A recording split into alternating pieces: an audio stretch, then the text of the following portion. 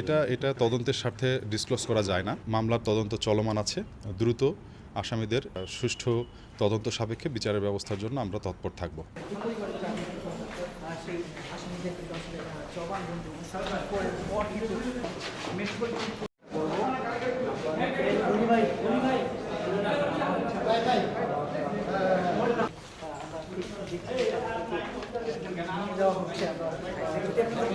রংপুরে কিন্তু গতকালকে যে চাঞ্চল্য সৃষ্টি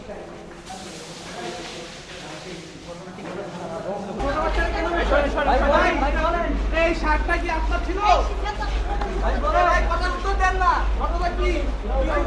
গতকালকের যে 4 মার্ডার যেটা, সে মার্ডারের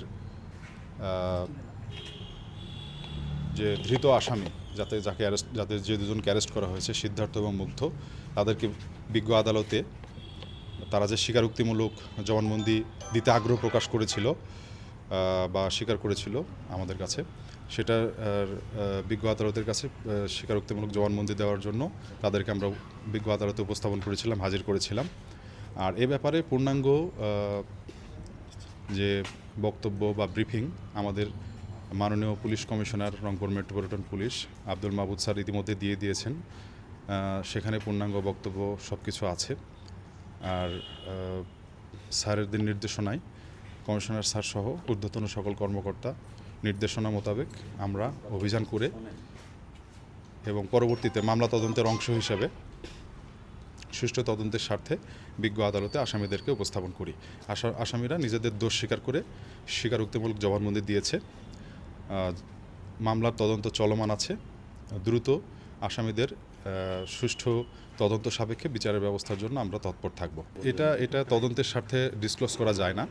আমরা সুষ্ঠু তদন্তের জন্য আমরা সবাই আইন মেনে, বিধি মেনে কাজ করার চেষ্টা করব। আপনারাও আমাদেরকে সহযোগিতা করবেন। আর সময়ের সাথে সাথে সব কিছু তদন্তে প্রকাশ পাবে। অপরাধের সাথে সংশ্লিষ্ট, এটা তদন্তের স্বার্থে এটা ডিসক্লোজ করা সম্ভব হচ্ছে না। আর এটা তো আপনারা জানেন, হ্যাঁ স্যার তো বলেছে, তারপরেও আপনারা জানেন যে বিজ্ঞ আদালতে স্বীকারোক্তি দেয় যখন আসামি, তখন সেই স্বীকারোক্তি কি দিয়েছে এটাও জানতে সময় লাগবে, তাই না?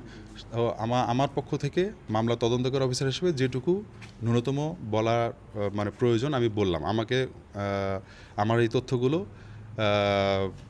যা অন্যভাবে যাতে আপনারা না বুঝেন সেজন্য আমি বুঝাই বললাম আপনাদের। সবেমাত্র 24 ঘন্টায় হয় নাই, এর মধ্যে আমরা দ্রুততম সময়ের মধ্যে যেটুকু পেরেছি আমরা চেষ্টা করছি। যেহেতু তারা স্বীকার করেছে এজন্য রিমান্ড চাওয়ার প্রয়োজন হয়নি।